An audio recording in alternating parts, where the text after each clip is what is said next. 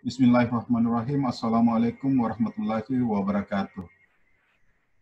Alhamdulillah kita bisa berjumpa kembali di dalam rangkaian kuliah geologi yang disajikan secara daring, di mana semua materi yang disajikan dalam rangkaian perkuliahan ini disarikan dari buku Geologi untuk Pertambangan Umum. Jadi harapannya semua mahasiswa yang mengikuti perkuliahan ini secara daring bisa juga membaca buku tersebut secara mandiri.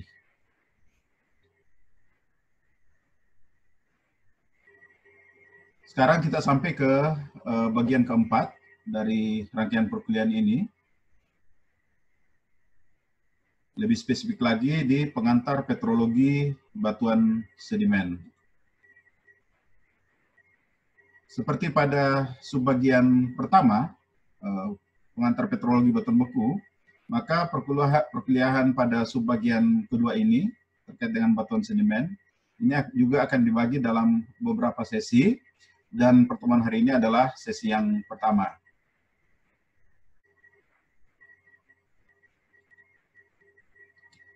Nah, sekarang kita mulai perkuliahan kita ini dengan membahas sebaran batuan sedimen.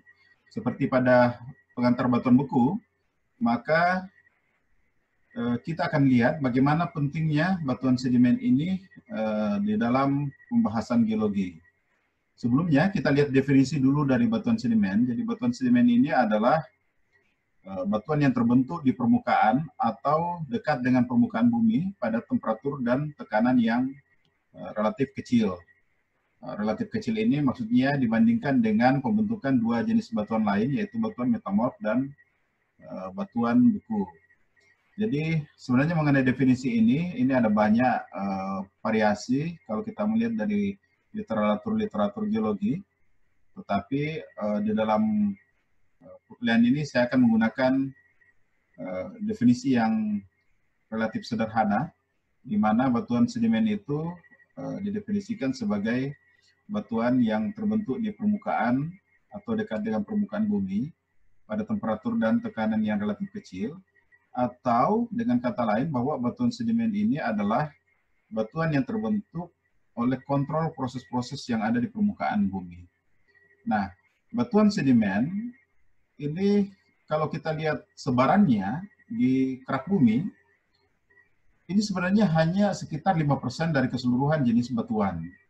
Atau kalau kita lihat dalam klasifikasi dalam buku literatur yang lain, kita akan lihat bahwa disebutkan bahwa batuan sedimenter ini atau batuan sedimenter ini sekitar 8% dari keseluruhan kerak bumi. Nah, tetapi kalau dilihat dari permukaan bumi, dari konteks permukaan bumi, maka justru terjadi kebalikan. Bahkan batuan sedimen ini bisa mencapai 74%, sementara batuan beku di permukaan bumi ini hanya sekitar 18%, dan batuan metamorf hanya 8%. Jadi untuk kehidupan makhluk hidup, khususnya tentu saja manusia, maka peran batuan sedimen ini sangat-sangat penting, karena kita hidup di permukaan bumi, di mana 74% batuan yang menyusun permukaan bumi ini adalah batuan sedimen. Semua jenis pertanian, bangunan sipil, kemudian segala hal yang terkait dengan kehidupan manusia ini umumnya berhubungan dengan batuan sedimen. Jadi di situ pentingnya kita memahami atau kita membahas mengenai batuan sedimen ini. Nah, batuan sedimen ini secara umum dibagi menjadi 4 dalam kalau kita membicarakan proses pembentukannya. Jadi proses yang pertama itu adalah pembentukan batuan sedimen klastik melalui sementasi material lepas dari hasil rombakan batuan yang sudah ada sebelumnya. Maksudnya batuan yang sudah ada sebelumnya ini adalah bisa batuan beku, bisa batuan metamorf, bahkan bisa batuan sedimen sendiri yang mengalami rombakan menjadi sedimen, kemudian tersementasi membentuk batuan sedimen plastik. Ini hanya salah satu contoh dari batuan sedimen plastik itu yang kita sebut sebagai konglomerat. Nah, yang kedua, proses pembentukan batuan sedimen ini berasal dari presipitasi mineral-mineral dari larutan air. Ini akan membentuk batuan sedimen kimiawi. Nah, ini adalah salah satu contoh batuan sedimen yang terbentuk melalui proses-proses kimiawi, melalui presipitasi mineral dari larutan air. Yang ketiga, ada proses pembentukan batuan karbonat melalui pertumbuhan organisme dengan material kerangka yang keras. Jadi ini contohnya adalah batu gamping. Kalau di sini dicontohkan mikrokristalin limestone atau batu gamping mikrokristalin. Yang keempat, ini proses pembentukannya adalah melalui pembusukan dan pengawetan material-material organik pada lingkungan tertentu, misalnya batu bara. Di sini dicontohkan adalah batu bara bituminus. Jadi ini adalah 4 proses pembentukan batuan sedimen secara umum. Dari 4 proses ini bisa dibagi 2 lagi sebenarnya dan menjadi 2 kelompok besar, di mana 3 kelompok yang ada di bagian bawah ini, batuan sedimen kimiawi, batuan karbonat, batu bara, dikelompokkan sebagai batuan sedimen non-plastik. Dan yang kelompok yang kedua adalah batuan sedimen plastik. Jadi ini nanti akan kita bahas pada saat membahas klasifikasi nanti dan sifat-sifat batuan sedimen yang terbentuk melalui 4 proses ini. Nah, 4 proses ini melalui 3 tahapan utama pembentukan batuan. 3 tahapan utama itu, yang pertama adalah perubahan batuan menjadi sedimen. Jadi batuan menjadi sedimen ini tentu saja melalui proses pelapukan batuan yang sudah ada sebelumnya. Kemudian setelah menjadi sedimen, proses yang kedua adalah terjadi sedimentasi sedimen.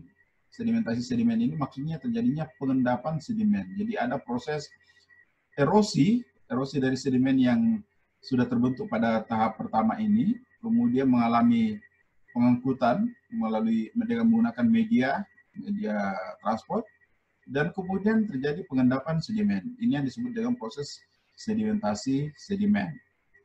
Nah, setelah terjadi pengendapan, tahapan yang ketiga adalah terjadinya sedimen menjadi batuan.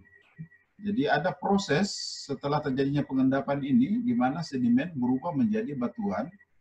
Tentu saja dalam hal ini adalah batuan sedimen melalui proses yang disebut dengan istilah diagenesa. Jadi diagenesa ini adalah kompaksi dan litifikasi sedimen menjadi batuan sedimen. Nah, tahap ini akan berproses dalam satu siklus, di mana batuan sedimen ini jika kembali muncul di permukaan bumi, mengalami lagi pelapukan, dan seterusnya berubah terus sampai siklus ini berlanjut. Sama juga dengan misalnya batuan beku dan batuan sedimen, batuan metamorf, jika muncul di permukaan, ini mengalami proses pelapukan, kemudian mengalami erosi, pengangkatan, dan pengendapan, kemudian mengalami diagenesa membentuk batuan sedimen. Ini adalah proses yang terus berlanjut.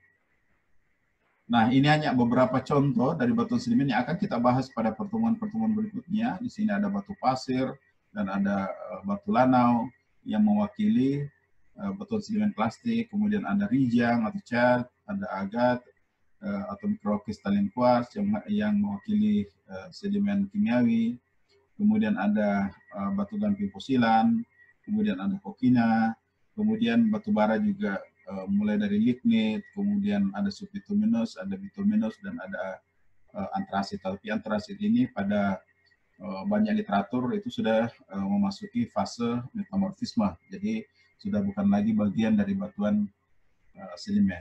Sekali lagi, slide ini menunjukkan yang pertama adalah definisi batuan sedimen, kemudian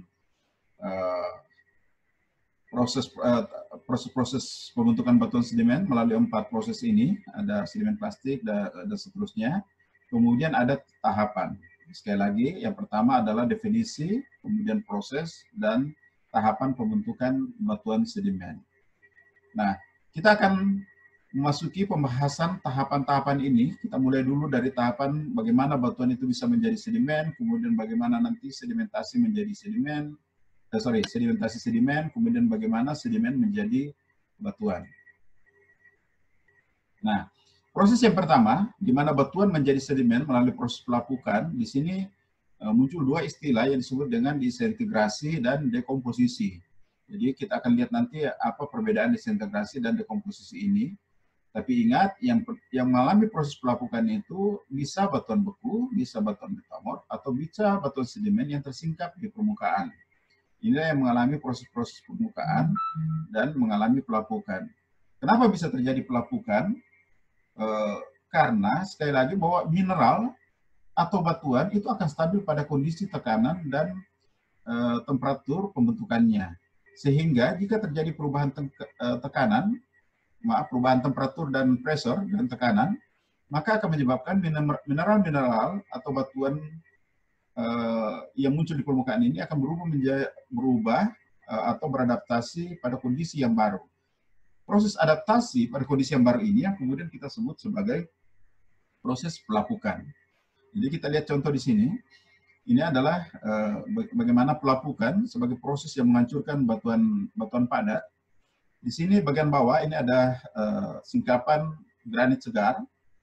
Kemudian di gambar atas ini bagaimana granit ini telah mengalami pelapukan. Jadi granit yang sebenarnya adalah batuan yang sangat kompak, batuan yang sangat keras, ternyata begitu muncul di permukaan, ini bisa mengalami proses pelapukan karena sebagian mineral penyusunnya ini menjadi tidak stabil. Ini tentu saja pada batuan granit yang sifatnya sebenarnya relatif resisten di permukaan, ini akan berbeda jauh bila dibandingkan dengan misalnya gabbro atau pedotit, basal yang jelas lebih kurang resisten dibandingkan dengan granit ini karena faktor mineral penyusunnya. Kalau kita lihat di bawah seri reaksi Bowen, sudah pernah saya sampaikan sebelumnya bahwa di seri reaksi Bowen itu mineral-mineral yang ada di bagian atas, baik direct discontinue maupun direct continue, itu relatif kurang stabil terhadap pelapukan dibandingkan dengan mineral-mineral yang ada di bagian bawahnya seperti kuarsa, muskovit jika dibawa ke permukaan. Nah, pelapukan secara umum dibagi tiga, ada pelapukan fisika atau pelapukan mekanik, kemudian ada pelapukan kimiawi, dan ada pelapukan biologi. Kita akan lihat satu persatu dari ketiga jenis pelapukan ini. Yang pertama, kita lihat pelapukan fisika atau pelapukan mekanik.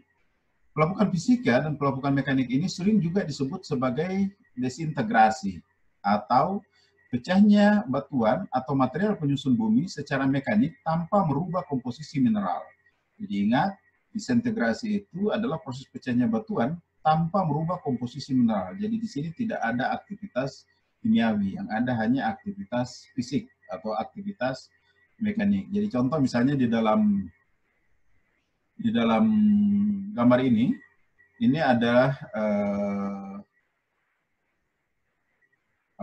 satu material dengan ukuran 4 satuan persegi, ya, 4 satuan persegi ini kemudian pecah menjadi 8 seperti ini dengan masing-masing ukuran 1 unit persegi seperti ini. Jadi ini dari tadi 1 kini sekarang sudah menjadi 8, kemudian bisa pecah lagi menjadi 64 material batuan atau bagian dari batuan yang tadinya besar menjadi kecil-kecil seperti ini. Proses pecahnya dari satu batuan atau tubuh batuan seperti ini, yang besar seperti ini menjadi lebih kecil, kemudian menjadi lebih kecil lagi, inilah yang disebut dengan proses desintegrasi. Ingat sekali lagi bahwa proses desintegrasi ini tanpa merubah komposisi mineral dari batuan. Jadi hanya merubah ukuran. Makanya itu disebut sebagai pelapukan mekanik. Nah, pelapukan mekanik ini banyak prosesnya. Ada thermal weathering atau pelapukan karena pengaruh temperatur, suhu, kemudian ada pengkekaran atau jointing, kemudian ada aktivitas biologi, ada salt wedging, dan ada frost wedging.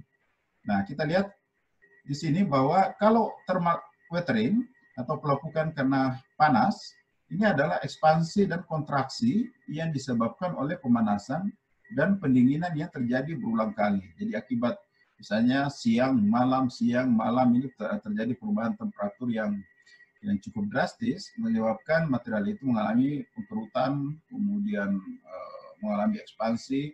Jadi ekspansi, kontraksi berulang terus, akhirnya menyebabkan terjadinya disintegrasi pada batuan. Artinya batuan itu menjadi pecah. Kemudian ada pengkekaran, ini terjadinya unloading atau hilangnya beban, overburden yang tererosi menyebabkan batuan bisa mengembang. Jadi tadi batuan itu karena tertekan dia menyusut, tapi begitu overburden menghilang maka volumenya ini menjadi mengembang dan disertai dengan pembentukan retakan atau kekar-kekar yang biasanya paralel dengan bidang permukaan. Ini yang bentuk dengan istilah setting atau exfoliation. Nah, kemudian yang ketiga ada aktivitas biologi di mana terjadi disintegrasi oleh aktivitas makhluk hidup. Misalnya dicontohkan pertumbuhan akar tumbuhan, atau juga bisa karena aktivitas manusia melalui penggalian dan peledakan. Kemudian ada salvaging, ini adalah ekspansi garam, karena kristalisasi garam pada rekahan-rekahan batuan. Ini mirip juga dengan frost wedging, di mana terjadi penambahan volume saat terjadi pembukuan es yang ada di dalam rekahan-rekahan, dan pada saat es meleleh, air bisa berinfiltrasi lebih jauh ke dalam rekahan. Perubahan-perubahan proses seperti salvaging dan frost wedging ini menyebabkan terjadinya disintegrasi batuan dan menghasilkan endapan yang disebut dengan istilah endapan talus. Ya. Nah, proses pelapukan mekanik ini tentu saja sangat tergantung pada iklim. Jadi khususnya nanti kalau kita bicara mana yang lebih dominan antara pelapukan fisik, pelapukan kimiawi, pelapukan biologi pada suatu daerah, maka itu tergantung pada iklimnya. Misalnya kalau kita lihat di sini dengan parameter curah hujan dan temperatur, maka ada daerah yang panas dan relatif basah, kemudian ada daerah yang dingin dan basah, kemudian ada yang dingin dan kering, dan ada yang panas dan kering. Ini nanti akan memperlihatkan bahwa kegiatan pelapukan yang dominan itu berbeda-beda. Nah, sekarang kita lihat thermal weathering, kembali lagi ke thermal weathering ini atau thermal expansion. Ini biasanya terjadi pada daerah yang panas dan kering. Jadi pengaruh perubahan temperatur, karena misalnya siang, malam terjadi perubahan temperatur yang ekstrim, ini menyebabkan terjadinya rekahan-rekahan pada komponen-komponen penyusun batuan. Jadi ini terjadi perubahan, ini panas, kemudian malam, panas lagi, dan seterusnya. Lama-kelamaan ini terjadi kekuatan ikatan penyusun batuan ini berkurang, sehingga kemudian terjadi retakan dan akhirnya pecah seperti ini. Jadi sekali lagi bahwa perubahan siklus panas dan dingin ini secara perlahan akan melepas mineral-mineral dari batuannya. Ini adalah thermal weathering atau thermal expansion. Nah, kemudian pengkekaran atau exfoliation, ini kita lihat di ilustrasi yang ini. Ini ada suatu tubuh batuan beku, plutonik, yang di atasnya ini ada overburden. Overburden ini memberikan tekanan kepada pluton ini, sehingga pluton ini agak menyusut seperti itu. Tetapi kemudian karena proses permukaan menyebabkan terjadinya erosi, sehingga overburden ini terangkut atau dipindahkan ke tempat yang lebih rendah, maka hilang, sehingga kemudian volume dari pluton ini mengalami expansion, sehingga terbentuk sheeting atau kekar-kekar yang searah dengan bidang permukaan di bagian luar dari pluton ini. Sehingga kemudian model seperti ini kalau kita lihat lebih jelas, ini bagian-bagian yang sudah terbentuk kekar-kekar ini kemudian terpecah dan membentuk yang disebut dengan istilah exfoliation slab. Jadi ini adalah fracture-fracture yang mengikuti bidang permukaan. Ini yang disebut dengan pengkekaran atau jointing. Nah, yang ketiga aktivitas biologi. Di sini contoh adalah bagaimana perkembangan akar tumbuhan yang tumbuh pada batuan. Jadi contoh ini seiring dengan pertumbuhan akarnya makin besar sehingga terjadi disintegrasi batuan yang ditempatinya.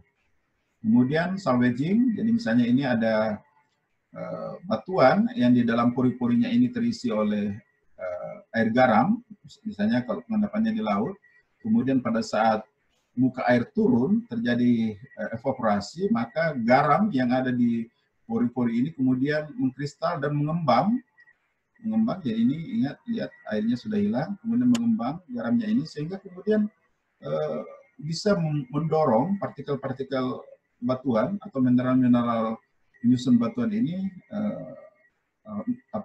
berpisah dari batuannya sehingga terjadi pecah atau disintegrasi. Ini kemudian ini adalah frost wedging, bagaimana temperatur berubah sangat drastis, misalnya pada siang hari sampai 15 derajat Celcius, kemudian pada saat terjadi pendinginan atau misalnya malam hari temperatur bisa di bawah 0 derajat Celcius. Jadi terjadi perulangan antara membeku kemudian mencair lagi, membeku mencair lagi, sehingga menyebabkan terjadinya pecahnya batuan ini. Contoh ini terjadi pembekuan sehingga kemudian batuan ini pecah atau mengalami disintegrasi. Jadi ini adalah proses-proses terjadinya pelapukan fisika, baik melalui thermal weathering, pengkekaran, kemudian aktivitas biologi, salvaging, dan frost wedging. Tadi ini gambar bagian bawah, ini nanti akan mengilustrasikan bagaimana sebaran terjadinya pelapukan ini, baik thermal weathering ini terjadi di mana. Kalau misalnya frost wedging ini tentu saja pada daerah yang dingin dan basah, yang terjadi perubahan temperatur yang ekstrim. Salvaging ini biasanya di daerah pantai atau laut, dan seterusnya seperti itu. Nah, kemudian ada pelapukan kimiawi. Pelapukan kimiawi ini dikenal dengan istilah dekomposisi. Jadi berbeda tadi kalau pelapukan fisika atau mekanik itu disebut dengan desintegrasi, maka pelapukan kimiawi ini dikenal dengan istilah dekomposisi. Dari namanya saja berarti terjadi perubahan komposisi dari mineral atau material penyusun batuan. Jadi dekomposisi ini adalah perubahan komposisi mineral akibat terjadinya reaksi dengan air yang menyebabkan terjadinya perubahan struktur internal mineral. Jadi disebabkan karena adanya unsur yang hilang atau ada unsur yang bertambah. Nah, tentu saja di sini air menjadi katalisator yang sangat penting dari perubahan atau terjadinya dekomposisi mineral di permukaan bumi. Nah, di sini ada alterasi, tanda tanya istilah lain yang sering muncul pada saat kita membahas perubahan-perubahan kimiawi pada penyusun batuan. Jadi alterasi ini sebenarnya adalah pelapukan juga, ya, pelapukan. Tapi kalau kita sebut sebagai proses pelapukan, maka proses pelapukan ini mencakup seluruh proses perubahan kimiawi, mulai dari batuan asal sampai kepada material hasil pelapukan. Apakah material hasil pelapukannya itu berupa larutan, apakah berupa lempung, dan larutan ini terbawa oleh apakah mengalami infiltrasi ke bawah permukaan atau terbawa oleh air di permukaan. Itu semuanya adalah proses pelapukan. Nah, alterasi ini sebenarnya adalah merujuk kepada mineral yang mengalami perubahan ini, perubahan komposisinya ini.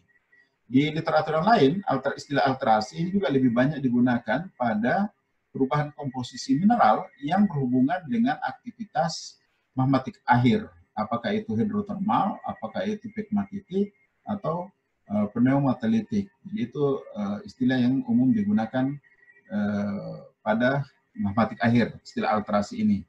Tetapi pada prinsipnya, baik alterasi maupun dekomposisi ini sama-sama adalah proses terjadinya perubahan komposisi kimia karena adanya pengaruh larutan dari luar batuan atau dari luar mineral.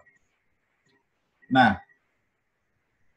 dekomposisi ini menghasilkan material terlarut dan residu tidak larut.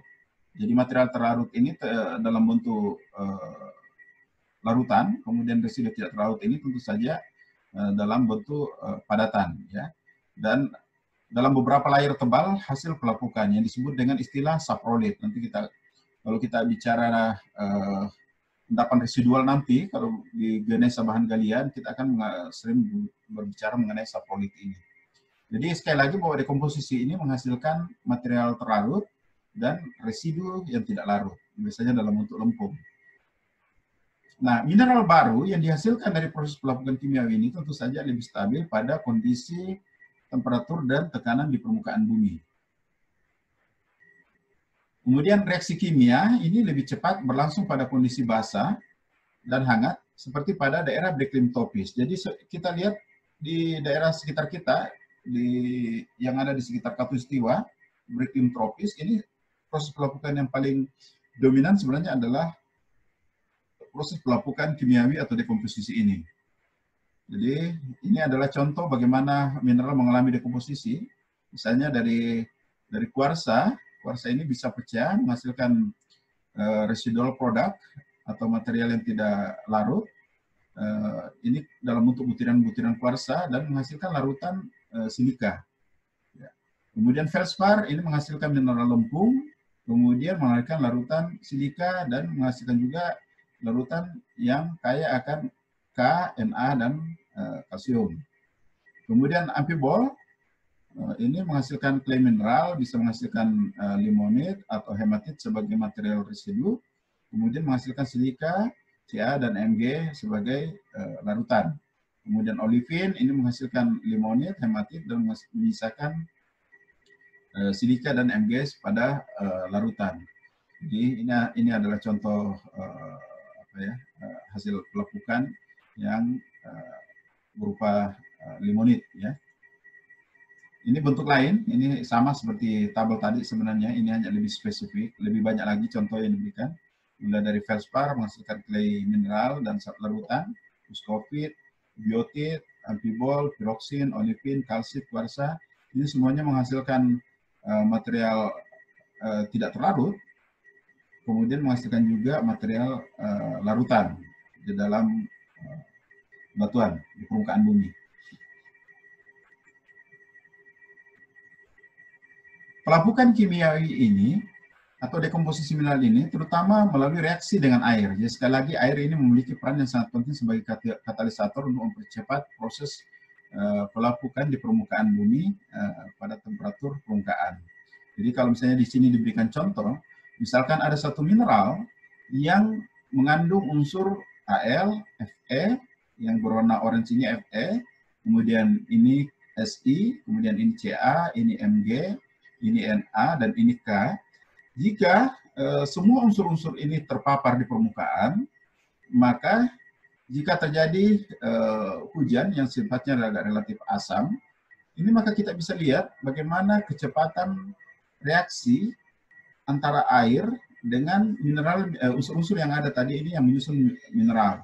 Jadi kita lihat bahwa ternyata mineral-mineral yang memiliki unsur K ini yang paling cepat mengalami proses dekomposisi, disusul oleh Na, Mg, Ca, Si, dan seterusnya sampai ke Al ini. Jadi bisa kita pahami bahwa mineral-mineral seperti olivin, piroksin yang kaya akan Fe, Mg, kemudian Ca, dan seterusnya seperti itu lebih mudah mengalami pelapukan dibandingkan dengan mineral-mineral nanti yang yang seperti kuarsa dan muscovite. Jadi ini adalah tingkat resistensi dari masing-masing unsur penyusun mineral dan penyusun batuan terhadap kondisi di permukaan. Jadi pelapukan kimiawi dan pencucian atau leaching ini menunjukkan bahwa sebagian unsur-unsur utama K, Na, Mg, dan Ca lebih cepat lepas dari mineral induknya dibandingkan dengan unsur-unsur utama lain seperti Al, Fe, dan Si. Ini terlihat dari ilustrasi ini tadi. Nah,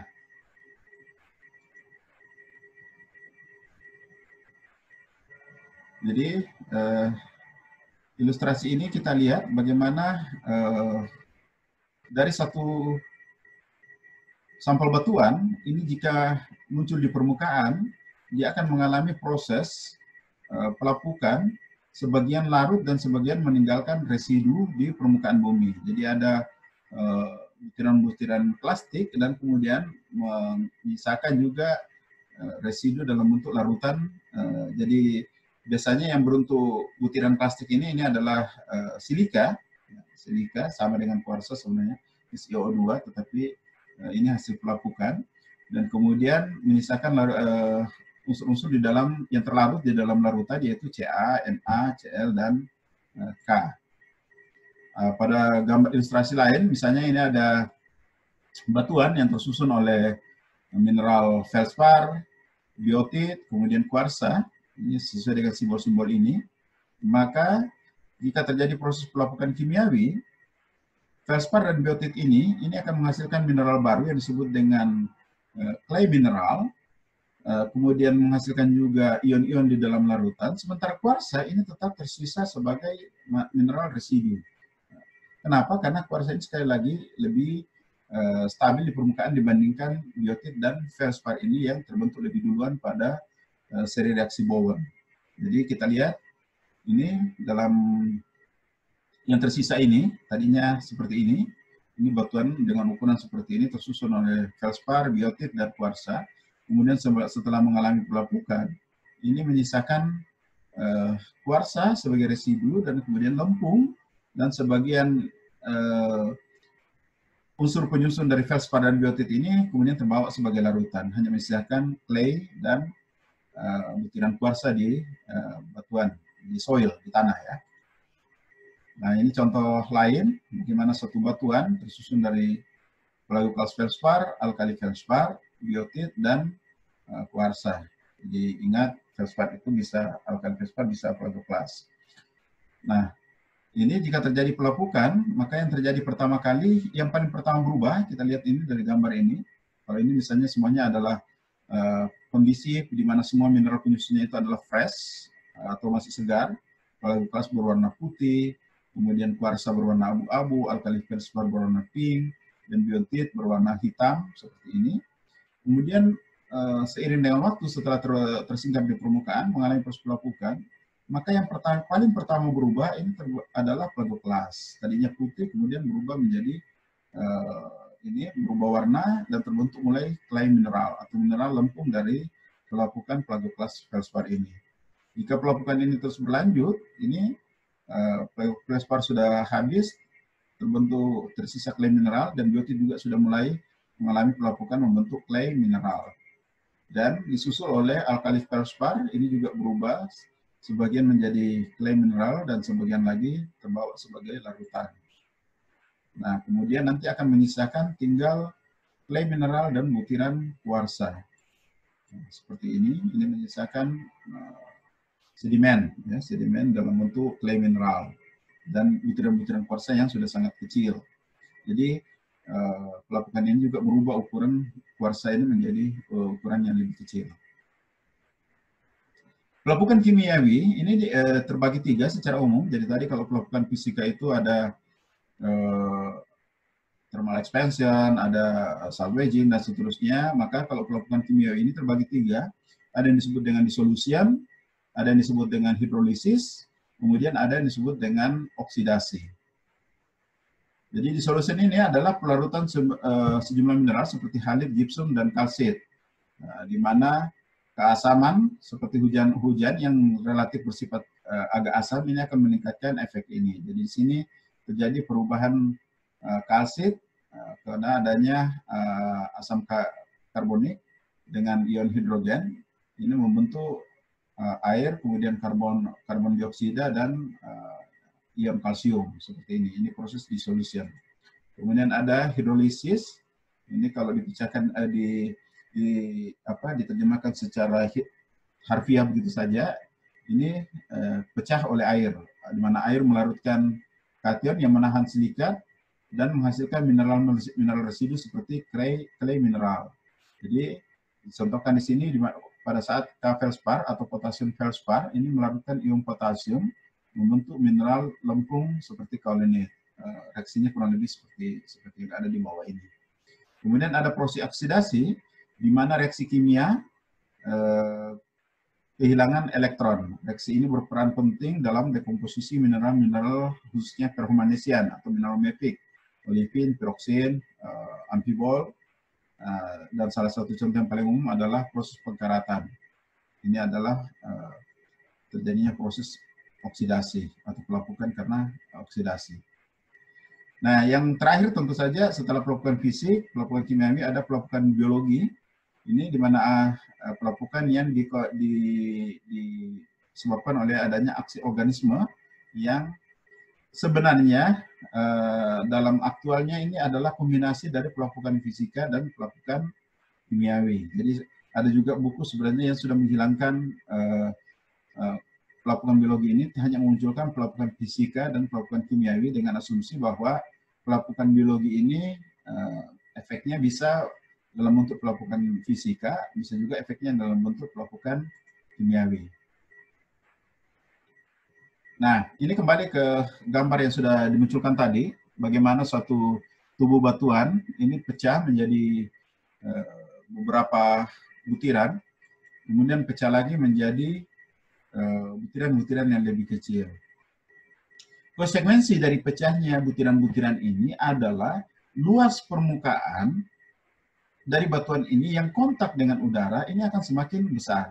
Kalau tadinya ini kita kembali yang kontak dengan udara atau dengan atmosfer itu hanya 24 unit persegi. Jadi 4 kali 4 kali 4 itu 24 unit persegi ini. Setelah pecah, ini maka luas permukaan yang kontak dengan atmosfer, dengan oksigen atau dengan udara, ini makin menjadi besar. Sekarang sudah menjadi 48 unit persegi. Dan jika pecah lagi, ini menjadi 96. Jadi sekali lagi luas permukaan yang kontak dengan udara dan air ini akan bertambah banyak. Sehingga pelapukan mekanik dan kimiawi ini bisa lebih efektif bekerja jika bekerja bersama-sama. Jadi dimulai dari terjadinya pelapukan fisika, kemudian seiring dengan bertambahnya luas permukaan yang kontak dengan udara dan air, maka pelapukan kimiawi menjadi lebih efektif. Jadi kita lihat sekarang ini bagaimana proses pelapukan kimiawi dan fisika ini bekerja secara bersama-sama. Jadi ini adalah batuan asal yang masih segar, terdiri dari, ini sekali lagi dicontohkan granit, ini terdiri dari feldspar, biotit, kuarsa.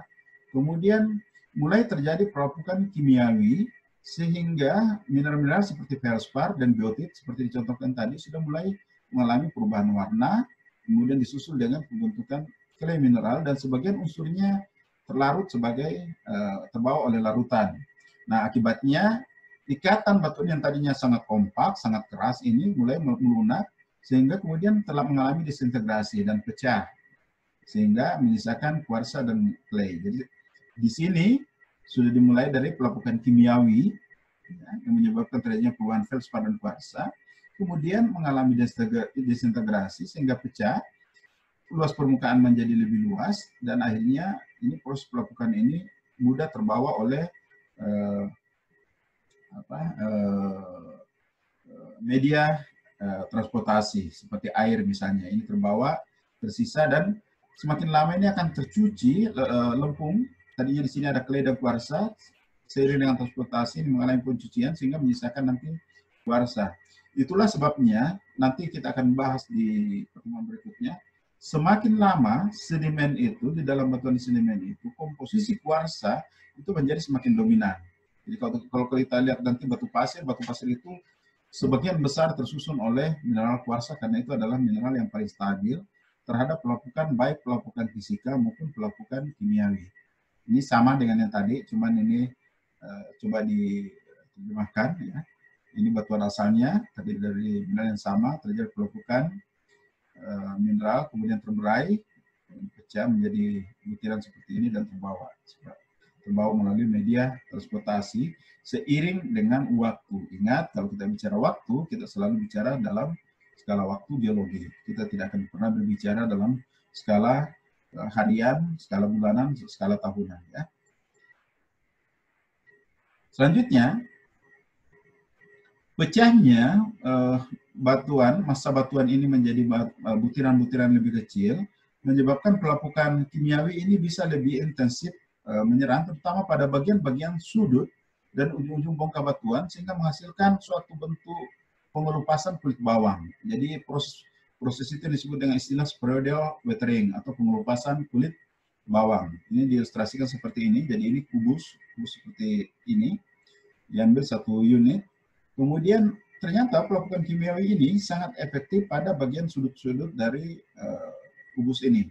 Ini seperti ini sehingga terbentuk model seperti ini. Lama-kelamaan ini di singkapan dia akan membentuk seperti ini. Jadi seolah-olah ada bongkah yang dikelilingi oleh hasil pelapukan membentuk kulit bawang. Seperti mirip dengan kulit bawang. Kita membayangkan saja kulit bawang Anda potong, ada sekalian potong, kemudian akan terlihat lapisan-lapisan yang mengelilingi bagian intinya.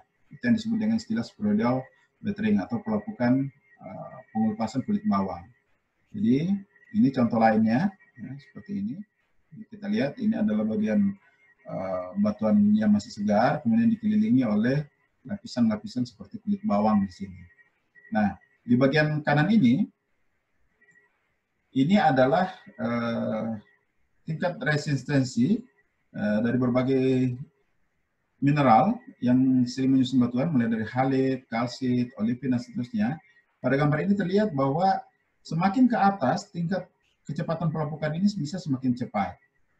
Semangat yang bagian bawah ini pelapukannya relatif lebih lambat. Dengan kata lain bahwa mineral-mineral yang ada di bagian atas dari urutan ini kurang stabil terhadap pelapukan, sementara yang di bagian bawah ini relatif lebih stabil. Kalau kita perhatikan lagi, ini yang di arsir ini mengikuti deret seri reaksi Bowen. Jadi mulai dari olivin, Ca++, piroksin, amfibol, Na++, biotit, dan seterusnya sampai kuarsa ini mengikuti seri reaksi Bowen. Mineral yang lain ini yang tidak di arsen ini adalah mineral yang spesifik pada batuan sedimen. Nah, ini sebuah ilustrasi lain mengenai bagaimana proses pelapukan itu berjalan. Jika ini adalah batuan yang lagi-lagi di granit, ya. Ini tadi resistensi mineral itu mengikuti urutan dalam deret seri reaksi Bowen. Yang bagian bawah ini relatif lebih resisten dibandingkan yang bagian atas. Kemudian ini sama ya, mineral-mineral yang ada di bagian atas dari seri reaksi Bowen ini cenderung teralterasi atau mengalami pelapukan menjadi mineral-mineral baru yang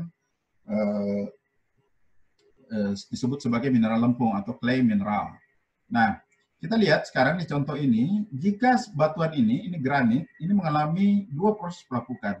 Yang di sebelah kiri ini mengalami proses pelapukan fisika, yang sebelah kanan ini mengalami proses pelapukan kimiawi. Nah, proses pelapukan fisika ini tentu saja diawali dengan terjadinya desintegrasi. Desintegrasi atau pecahnya massa batuan ini menjadi massa batuan yang lebih kecil, menghasilkan berbagai jenis material yang memiliki ukuran yang berbeda-beda. Ya, jadi kita lihat ini pecahnya batuan ini mengalami desintegrasi, kemudian pecah ini kuarsa dan mineral-mineral lain ini pecah menjadi material berukuran lempung, kemudian lanau, sedimen atau sedimen kasar lainnya seperti pasir, kerikil, kerakal, bongkah, seperti itu, ini disebut dengan sedimen detrital.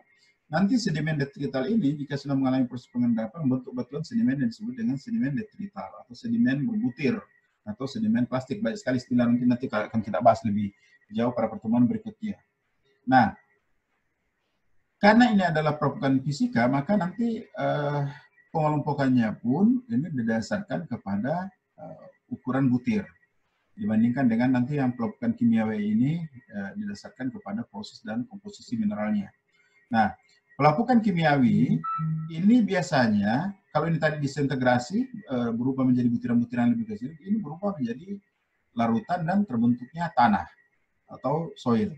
Jadi, misalnya di contoh yang pertama ini, batuan granit ini, khususnya mineral-mineral ferromagnesian dan feldspar ini mengalami pelapukan kimiawi menghasilkan unsur-unsur dalam larutan dan lempung. Jadi unsur seperti Ca, Na, K, Fe, Mg ini terbawa oleh larutan.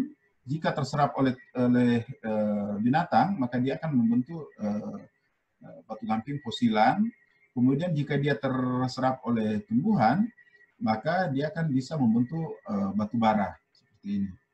Atau dia terbawa ke larutan, kemudian mengalami proses lain seperti evaporasi, kemudian presipitasi, dia akan mematikan batuan sedimen kimiawi. Jadi, proses pelapukan kimiawi ini bisa menghasilkan batuan sedimen kimiawi dan batuan sedimen organik. Sementara proses pelapukan fisika ini menghasilkan batuan sedimen detrital. Tadi di depan sudah saya bagi bahwa itu batuan sedimen bisa terbagi menjadi dua, ada batuan sedimen plastik dan ada batuan sedimen non plastik, atau dengan kata lain juga batuan sedimen detrital dan batuan sedimen non detrital.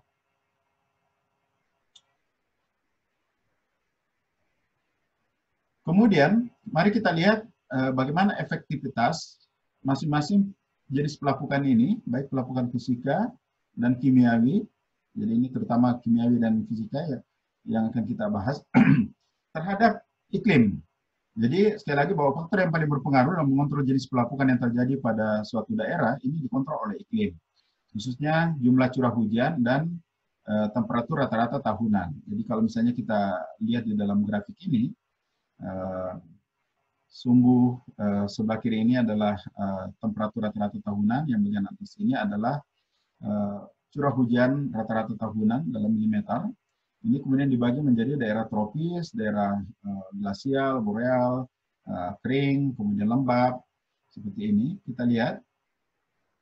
Kemudian kalau misalnya itu adalah pelapukan kimiawi, di daerah mana yang paling efektif kalau misalnya terjadi proses pelapukan? Jadi kita lihat ini proses kimiawi.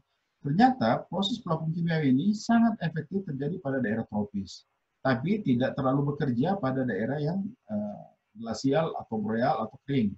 Ini tidak efektif. Jadi pelapukan kimiawi ini sangat efektif pada daerah tropis, khususnya daerah-daerah seperti Indonesia,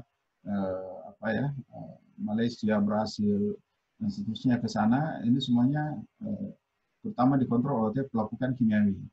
Pelapukan fisika di mana? Pelapukan fisika ini umumnya pada daerah yang temperaturnya ekstrim, misalnya pada daerah glasial, sementara pada daerah tropis ini relatif tidak terlalu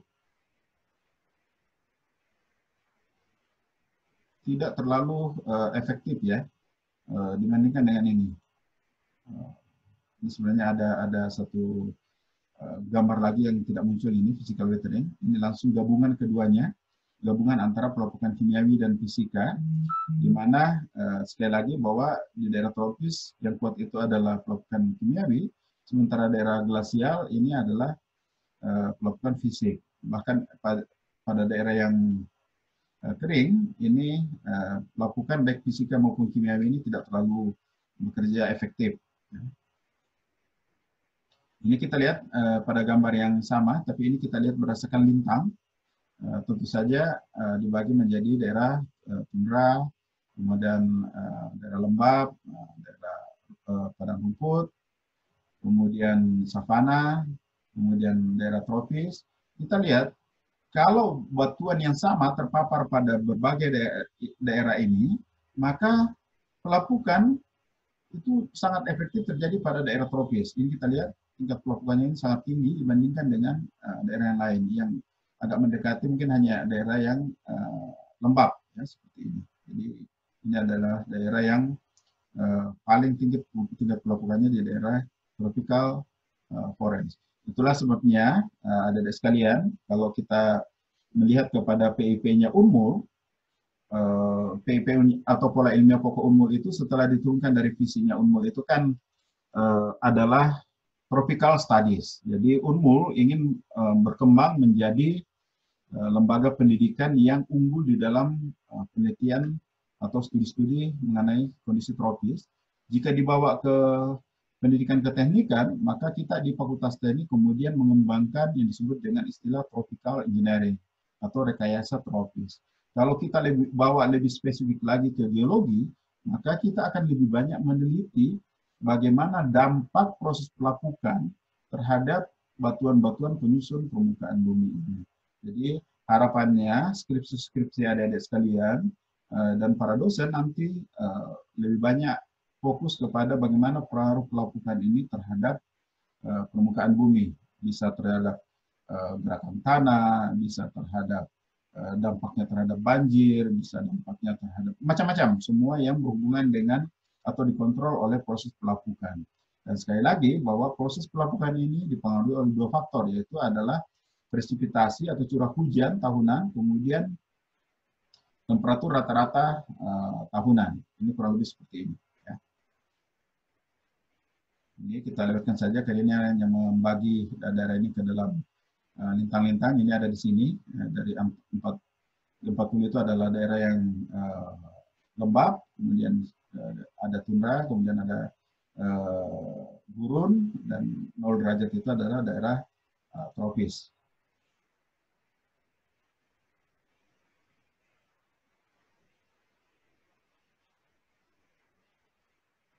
Hasil akhir pelapukan itu tentu saja berupa material lepas, soil dan sedimen. Ingat, tolong dicatat, tolong diperhatikan sekali. Nanti kita akan, atau banyak mahasiswa yang sering rancu dengan istilah sedimen dan batuan sedimen. Jadi kalau kita menyebut sedimen, maka kita akan menyebut material lepas seperti pasir, lempung, kerikil, dan seterusnya.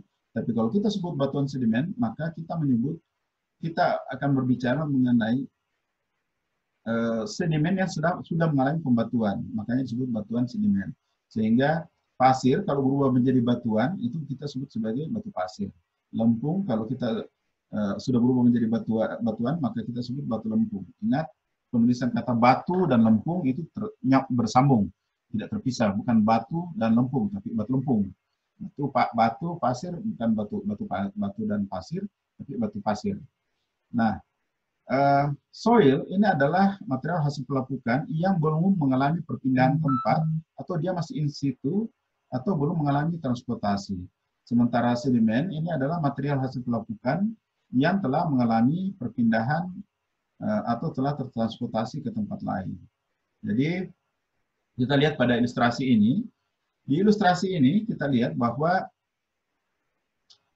yang kita bahas ini adalah soil, bukan sedimen, tapi soil atau material hasil pelapukan yang belum mengalami perpindahan tempat atau masih in situ di situ. Nah, soil ini terbentuk karena proses pelapukan di mana air, khususnya air hujan, itu menjadi katalisator terjadinya proses pelapukan, khususnya pelapukan kimiawi. Air ini mengalami infiltrasi ke bawah permukaan, kemudian ada aktivitas biologis di dalam sini, terutama di lapisan tanah humus. Ini ada aktivitas cair tanah, kemudian ada mikroba, metabolisme tanah, kemudian tumbuhan ini menjatuhkan daunnya, kemudian ada aksi akar, menyebabkan terjadinya disintegrasi. Ini menyebabkan terjadi proses pelapukan. Proses di mana terjadinya aktivitas yang melibatkan berbagai variabel ini, mulai dari air hujan, aktivitas biologis, kemudian berbagai parameter lain, itu disebut dengan zona pencucian atau zone of lacing ini. Di zona pencucian ini adalah lapisan regolit. Regolit ini adalah lapisan atau bagian batuan di permukaan yang mengalami pelapukan, memperlihatkan atau sedang memperlihatkan efek pelapukan. Jadi layer regolit di mana air melarutkan ion-ion dan mengikatnya dengan lempung berukuran halus. Jadi material ini yang terbawa atau terinfiltrasi oleh air. Kemudian ada zona akumulasi yang terdapat di bawah ini. Jadi air tadi ini yang merembes masuk ke dalam dengan proses infiltrasi. Kemudian selanjutnya mengalami proses yang disebut dengan proses perkolasi, mengikat unsur-unsur yang ada dalam soil ini, membawa ke dalam bentuk larutan ke bawah dan mengendapkan di zona yang disebut dengan zona akumulasi.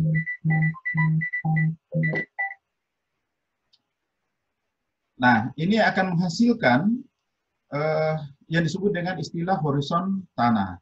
Horizon tanah ini dimulai dari horizon O yang ada di permukaan atau horizon organik yang kita sering sebut sebagai humus. Ya, ini adalah horizon O, material organik lepas, dan sebagian terbusukkan. Ini ada di bagian paling atas, biasanya sangat tipis. Kemudian ada yang disebut dengan istilah topsoil. Topsoil ini disebut sebagai horizon A. Topsoil ini terdiri dari horizon A dan horizon organik. Horizon A ini adalah mineral yang bercampur dengan humus. Ini topsoil ini yang biasanya kalau dalam proses atau kegiatan penambangan ini yang harus diamankan terlebih dahulu, baru kemudian dilakukan penggalian untuk memindahkan overburden supaya nanti pada saat dilakukan reklamasi ini dikembalikan lagi di permukaan sehingga bisa tetap mendukung pertumbuhan vegetasi di permukaan. Nah, setelah terbentuk horizon A ini di bawahnya ada subsoil yang membentuk horizon B. Jadi akumulasi lempung yang tertransportasi dari atas, jadi di sini terbawa oleh air, lempung ini terakumulasi di sini. Kemudian di bawahnya terbentuk horizon C, material induk yang sebagian sudah teralterasi, artinya sebagian sudah mengalami proses pelapukan. Sementara ini adalah batuan induk yang masih segar. Ini yang disebut dengan tubuh batuannya, tubuh batuan. Jadi secara berangsur ke atas ini adalah batuannya. Kemudian ini batuan yang sebagiannya sudah mengalami alterasi, berubah komposisi. Kemudian ini sudah berubah menjadi lempung, khususnya lempung-lempung yang terbawa oleh air. Kemudian di atas ini adalah suatu horizon yang bercampur dengan humus. Kemudian kita lihat, jika sudah ada horizon A, B, C, di sini ada D, kemudian terbentuk horizon E pada bagian akhir. Jadi makanya bagian horizon ini ada terletak di antara horizon A dan B. Apa ini? Ini sebenarnya adalah zona perubahan muka air tanah. Jadi pada saat air tanah itu tinggi, dia permukaannya ada di atas sini, kemudian pada saat musim kering, ini muka air turun, proses naik turunnya muka air tanah ini menghasilkan suatu zona pencucian yang berwarna terang yang disebut dengan zona eluviasi dan pencucian yang ada di sini. Jadi ini adalah horizon yang terbentuk terakhir dari proses pencucian setelah horizon-horizon yang lainnya ini terbentuk. Jadi sekali lagi selengkapnya itu ada horizon organik, horizon A, B, C, D, dan terakhir terbentuk horizon E akibat pencucian yang ada di sini. Jadi ini sekali lagi adalah efek dari naik turunnya muka air tanah menyebabkan terjadinya pencucian, sehingga sebagian unsur atau ion yang ada di dalam lapisan ini terbawa dan terakumulasi di horizon B ini.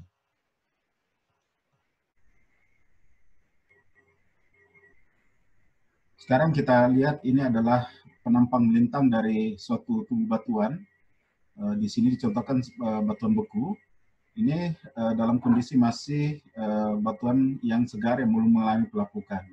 Kemudian proses pelapukan ini akan berjalan sangat efektif jika batuan-batuan ini mengalami pengkekaran, sehingga air permukaan bisa berinfiltrasi jauh ke dalam rekan-rekan batuan ini, sehingga proses pelapukan baik secara kimiawi maupun secara fisika ini bisa berjalan lebih efektif. Kita lihat pada bagian yang sebelah kiri ini area pelapukannya ini jauh lebih intensif dibandingkan yang sebelah kanan ini karena tingkat kerapatan kekar yang lebih rapat. Daerah dari tubuh batuan yang mengalami pelapukan ini yang disebut dengan istilah regolit dan menyisakan hasil pelapukan berupa soil dan juga menyisakan hasil pelapukan berupa spheroidal weathering atau pengupasan kulit bawang. Di samping itu ada juga terbentuk endapan aluvium atau endapan yang sudah mengalami perpindahan tempat, ada juga endapan coluvium atau endapan yang berada di kaki lereng. Di sini retakan-retakannya ada dua macam, ada yang disebut dengan horizontal crack atau retakan atau kekar-kekar horizontal, kemudian ada vertical crack atau kekar-kekar yang bersifat vertikal. Sekali lagi bahwa aksi pelapukan ini dipercepat oleh adanya air, kemudian adanya retakan-retakan yang menyebabkan terjadinya reaksi kimia antara air dengan mineral-mineral penyusun batuan. Variasi resistensi mineral terhadap pelapukan ini menyebabkan kecepatan pelapukan terhadap massa batuan ini tidak seragam, sehingga ini bisa menghasilkan suatu bentang alam, bentukan proses-proses permukaan yang bisa memberikan gambaran dari proses pelapukan dan bisa memberi informasi sebaran batuan dari suatu daerah. Ini adalah gambar-gambar yang memperlihatkan bentang alam yang dikontrol oleh proses pelapukan. Baik yang di bagian atas ini, kita lihat dia membentuk seperti menara-menara yang berbeda resistensi pelapukannya. Seperti yang di bawah ini juga terlihat bahwa tingkat pelapukan batuan yang ada di lapisan yang bagian atas ini lebih rendah resistensinya dibandingkan dengan yang ada di bagian bawah ini. Dan ini adalah bagaimana kita mendeskripsi tingkat pelapukan di lapangan. Biasanya di lapangan kita menggunakan pendekatan kualitatif dengan membagi derajat pelapukan itu ke dalam 6 kelas, mulai dari yang segar, kemudian mengalami dekomposisi ringan, dekomposisi sedang, dekomposisi tinggi, kemudian dekomposisi sempurna, sehingga dan terakhir menyisakan residual soil. Ini adalah penjelasan dari masing-masing kelas ini. Kemudian ada juga penjelasan visual seperti yang ada di gambar di sebelah kanan ini. Kita melihat bagaimana bagian bawah ini masih segar atau belum mengalami pelapukan sama sekali, tapi sudah mengalami pengkekaran yang cukup rapat. Di yang bagian atas ini tingkat pengkekarannya sudah jauh lebih rapat lagi. Dan selanjutnya semakin ke atas persentase soil terhadap tubuh batuan yang masih utuh ini sudah jauh lebih dominan. Kita lihat bahwa mulai dari yang bagian bawah ini terbagi juga ke dalam 5 kelas tingkat pelapukan. Jadi model-model seperti ini yang sering kita gunakan di lapangan untuk penilaian kualitatif tingkat pelapukan. Tapi sekali lagi, parameter seperti yang digunakan seperti ini banyak tergantung literatur yang kita gunakan. Itu di dalam geoteknik ada pendekatan-pendekatan standar Amerika, kemudian ada standar Australia dan sebagainya, tergantung kepada literatur yang kita gunakan. Baik, demikianlah bagian akhir dari sesi pertama, dari subbagian kedua, pengantar petrologi batuan sedimen ini. Kita akan berjumpa kembali, insya Allah dalam sesi yang kedua, kita akan lebih banyak membahas proses selanjutnya atau tahapan selanjutnya dari proses pembentukan batuan sedimen, yaitu mengenai transportasi, kemudian diagenesa dari pembentukan batuan sedimen. Sampai ketemu lagi. Wassalamualaikum warahmatullahi wabarakatuh.